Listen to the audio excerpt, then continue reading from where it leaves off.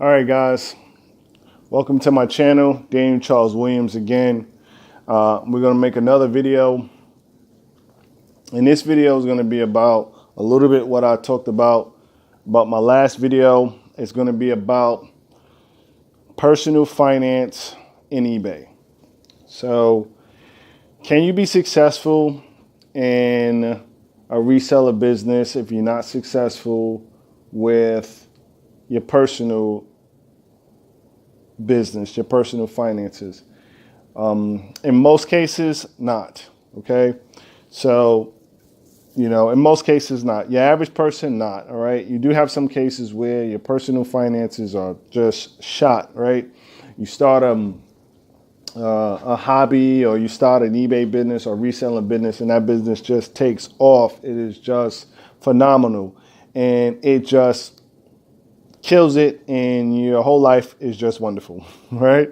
So don't we all wish that can happen, right? We all wish that can happen to us, but obviously that doesn't happen to all of us, right? In most cases, that doesn't happen. In most cases, you hear that stuff on YouTube, and it's really, 1 in a million chance that happens, or it's not true at all. It's just a lie. So you have to be really, really careful with the stuff you hear on YouTube. And I talked about that a little bit in my last video. But basically, I just really want to talk about, what do you need to do to have a successful, reselling business, eBay business. And just to kind of cut to the chase, if your personal finances are FUBAR or screwed, and you are trying to start a reselling business, you most likely are going to have trouble developing and growing that reselling business. In my experience, so the issues that I have experienced with my reselling business is that sometimes I am unable to allow my reseller business to excel, grow, because I have to take from it. So I need the money, So because I need the money, I kind of, snuff out the business. You kind of snuff it out or put it out. Because a business to me is like a fire. It's a flame. It's you need it to spread. So, but when you take money out of the business that should remain in the business, you're actually just kind of, you're putting water to that fire. You're putting dust and dirt. You're putting debris, sand. You're snuffing it out, right? You're not giving it a chance to grow. Because if you don't have money to run the operation, it's not going to grow. If you have no money to buy inventory, it's not going to grow. If you have any money to pay the things you need to pay, your fees, your whatever that might be.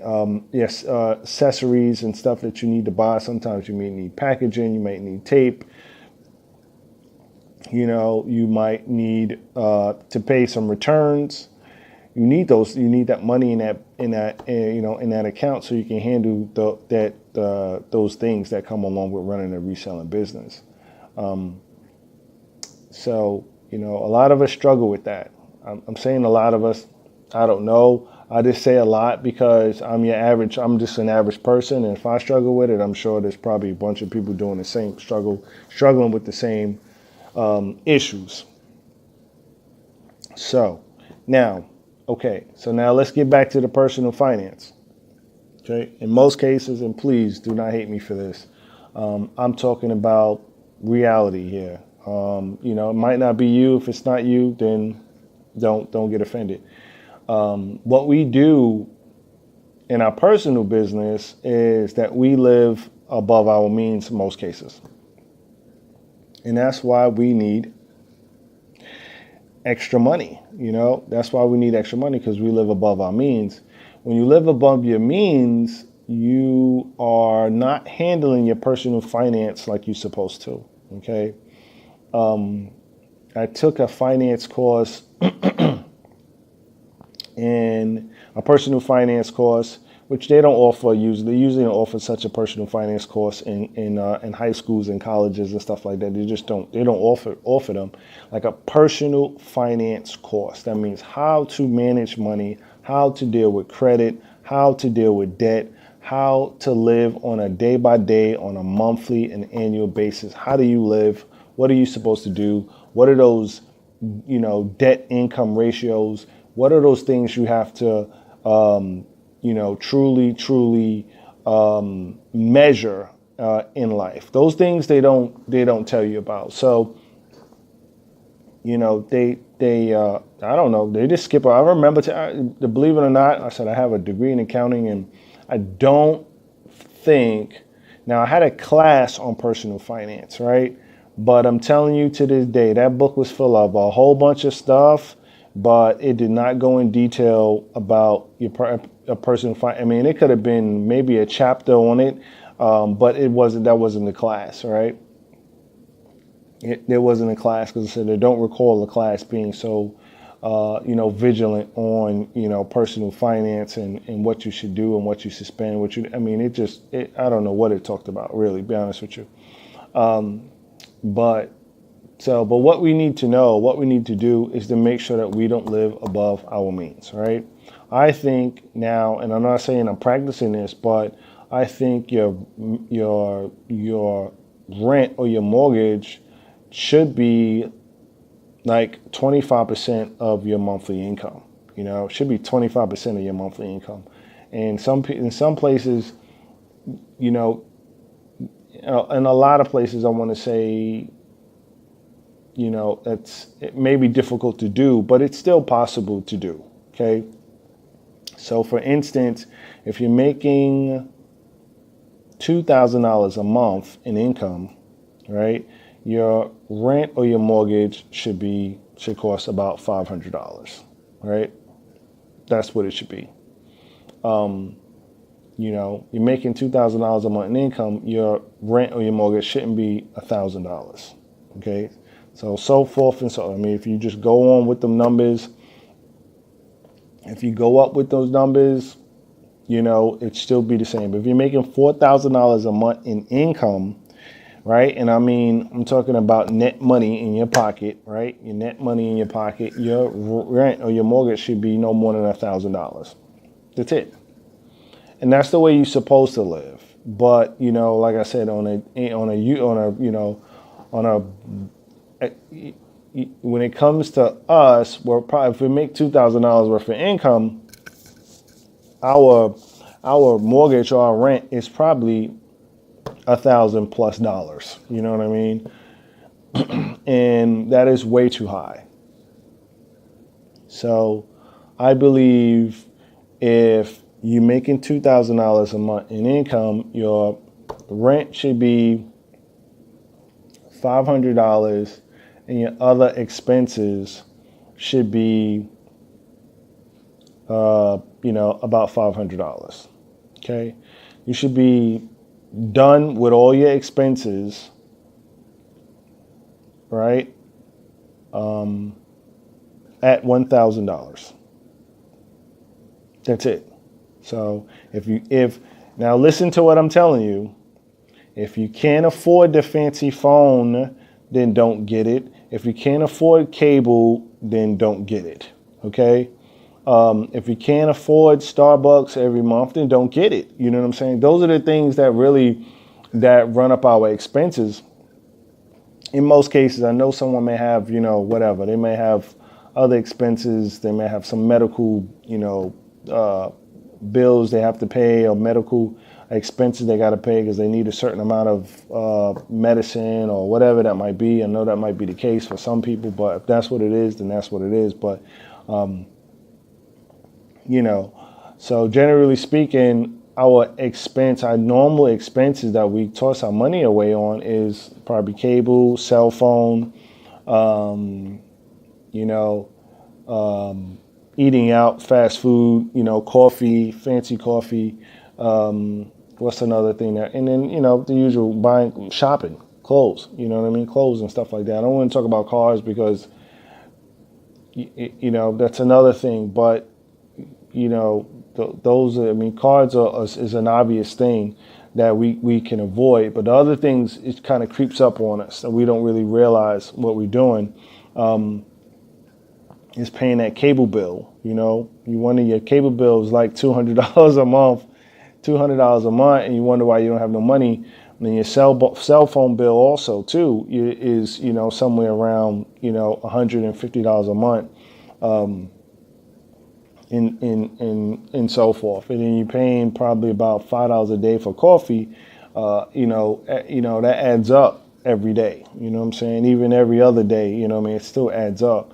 And then you want to go out and you want to buy X amount of clothes and shoes and everything else that you like to spend your money on.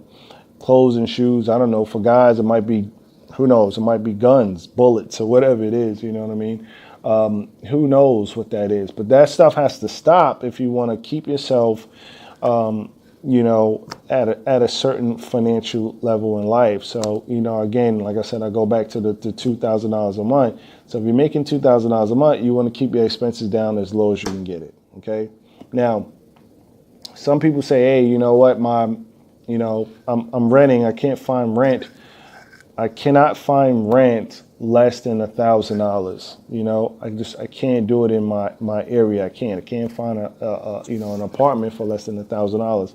Then maybe you don't need to rent anymore. Maybe you need to buy. Maybe you need to work on getting your credit and stuff up so you can buy yourself a house, so that your mortgage can be cheap. A lot of people don't realize if you buy yourself a house that fits your criteria, there's a good chance you can pay your mortgage for less money than you would pay in rent. A lot of people don't know that. They're like, oh, I don't want to do that. But yeah, you're going to be pissing out $1,000 every month, and you could be saving $500 a month by doing what you need to do, buying a home that's within your means. Okay, buying a home that's within your means, and your mortgage will be a lot cheaper than what you would pay in rent. And then once you get into that, I mean, hey, you never know. You might have a 2-bedroom house that you say you want to buy, and it's just you, and you can say, hey, I'm gonna rent a room out. I'm gonna rent a room out for whatever, $400 a month, $300 a month, or depending on where you live. You know what I mean? It could be $500 a month, $600 a month, depending on where you live. And then therefore that might almost pay all your mortgage, or might help out where you don't really got to pay that much in mortgage. You never know. And then that way you can stay within a level, that is, equal to where you're supposed to be in regards to income. Suitable where you're supposed to be in regards to income. So, those things you have to really think about. So when you get that income, when you get your expenses down, and I'm just going to talk about cars also, you got to be really, really savvy when it comes to cars. You have to be really, really savvy when it comes to cars. You have to. Because we pay a lot of money. One of our other big expenses that we pay is we pay car notes, and those are our biggest expense, and that eats away at our money. So you really have to be smart. Okay, if I would not get a car note, I would not finance a car at all. I would not do it.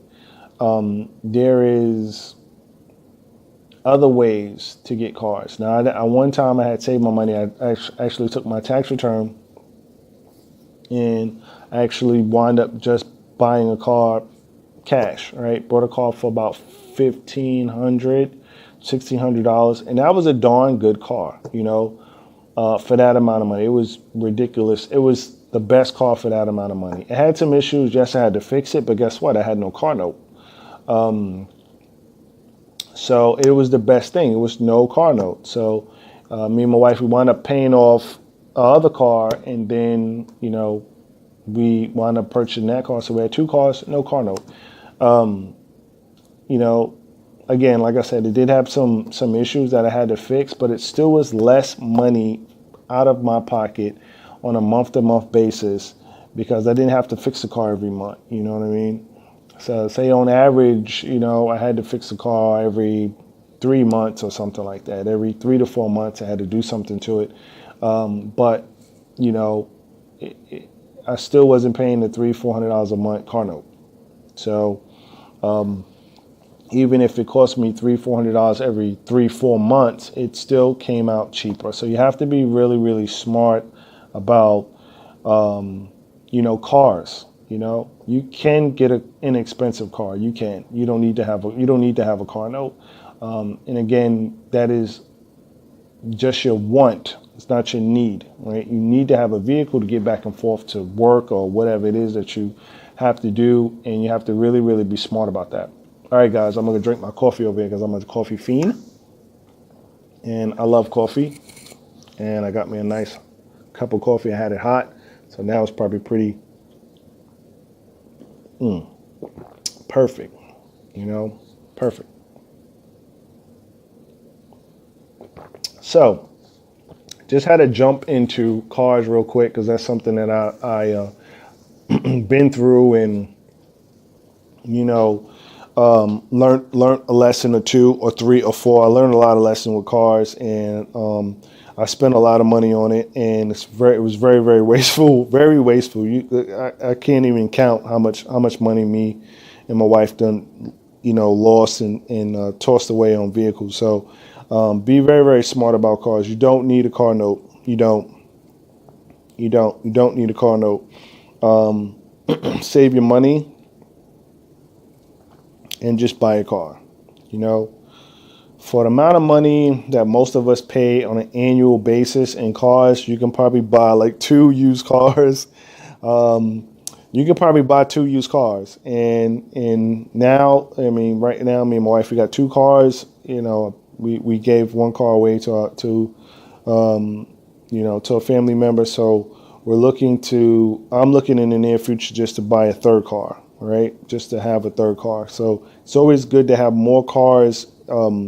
And you don't need to buy expensive cars, and you don't got to be flashy. They don't even got to work all that good. Just as long as it gets you from point A to point B. So say if you got 2 cars and something happens to one, you need to put it in the shop. You need to, whatever it might, whatever. It might stop working for temporary braces or whatever. You need to get it fixed. Guess what? You have another car. You have a 3rd car. Okay. It's what you want to call it. I know, now the terminology has changed, but it's a hoopty. People call it a clunker or whatever it is, but it's just a hoopty. But it's all good. It's just something that you need to get you from point A to point B. All right. Hold you over. You got enough time now to fix the car that's, that needs servicing. You can service that car. Plus, you can get back and forth where you need to go every day. And make your money and things like that. And you don't have to worry about trying to kick out a bunch of money for a rental car or anything like that, right? So that's smart. So if you use 2 cars on a daily basis, buy a 3rd car. Inexpensive. Buy an older car, and I say max $1,500. Most of us make more money with our tax returns. Make more than $1,500 a month in that tax return. Take $1,500 and get yourself a used car. In any way. So if you already have 2 cars, take your tax return, buy yourself a 3rd car. If you need a car, take your tax return, buy yourself a used car. Don't get a car note. It's just an unneeded expense. Okay, unneeded expense. I was listening to this video, and it was trying to basically make excuses on why someone would need to finance a car. And really, it's a bunch of excuses why one may need to finance a car. You really don't need to finance a car. Save your money. Figure out, guess what? Don't get a car. If you don't have a car, figure out how to take some public transportation. figure out how to take some public transportation. Take some public transportation. That's all I can tell you. We have the best transportation in the world, but we just toss it aside. A bike. Hop on a bike, ride yourself to the bus stop, hop on a bus, go back and forth to work, and so forth and so forth. So maybe if you don't have that option, maybe you can share a car with somebody, for a temporary basis till you save the money so that you can, buy a car cash. Figure it out. Don't get a car note because you'll spend so much money on an annual basis. It's just ridiculous. So the average person pays probably about $400 a month on a car note. $400 a month on for a car note, right? So even if it's in the 300s, it'll be the high 300s, 350. So average, you pay about $400 a month. So $400 a month for 10 months is $4,000. For $4,000, oh my gosh, so you can buy yourself a awesome car for $4,000, right? So you got to pay $4,000 for, on average, 4 years, right? And 4 years. So 4 years, 4, 8, 12, 16. Oh, man, that's crazy, right? You could have bought yourself, I don't know how many cars for $16,000 without any car notes, right? You could let's just toss it the money. Okay, so, all right. Off with the cars because, I have purchased or wasted so much money on cars. So that is one of our biggest expenses, okay? All right, so checking the time now. We're getting a little lengthy. All right, so now if you can get your personal expenses down so that you are not living above your means, okay? You have a greater chance on making your reselling business a success, because now you can allow your reselling business to live or stand on its own. Okay, so now you start a resale business if you're living within your means. Now your resale business is starting up. Now, if you are living within your means on your personal business, you actually probably have a lot more money to put into your reselling business. And once your reseller business starts generating money, that money gets to stay in your reselling business. It gets to build. It actually becomes a legitimate asset. Okay? It becomes a legitimate asset. And then now, if you need to buy inventory, if you need to, like I said, pay expenses or anything like that, you can. And now that your reselling business monies remains there, what you can do is take that money and just put it back in to the business. That means you can buy more inventory, may even be able to hire assistants so that you can list more, so that you can obtain more, you can sell more, and you can really move that reselling business. It really can start to move now because the money inside of it is strictly for it. Okay, so that is why you need to have both things in order. You need to have your personal life in order, personal finances in order. If you have your personal finances in order, then your reselling business will be able to take off a lot faster, and it has a better chance of becoming getting to the point where it can, you can say, hey, I do this full time. Okay. So you're not going to be able to do it full time if you keep robbing it, right? You keep robbing it. You keep taking from it. If you keep taking from it, there's a good chance it's probably not going to go full time. So really think about that, guys. That's just my 2 cents. Sorry if I went on for a little bit of rant with the personal finance, but I was really just trying to say, hey, you know what? If you have your personal stuff in order, then your eBay business or reselling business has a better chance to succeed, has a better chance to grow and to become more than what it is. Right? It could basically become its own business. It can take over your personal finances. Can pay your bills that you need on your personal side. So, it has a better chance to growing and growing, growing and growing and growing, and then you can take from it and you can start paying some of your personal bills. But anyway, so if you like that video, please give me a thumbs up. If you didn't, do what you do. I would appreciate if you subscribe to my channel. I am going to try my hardest to be consistent with these videos and put them out and try to just, talk about stuff from the reality, a real life standpoint. But you guys just let me know. Appreciate you watching. I'm out. Peace.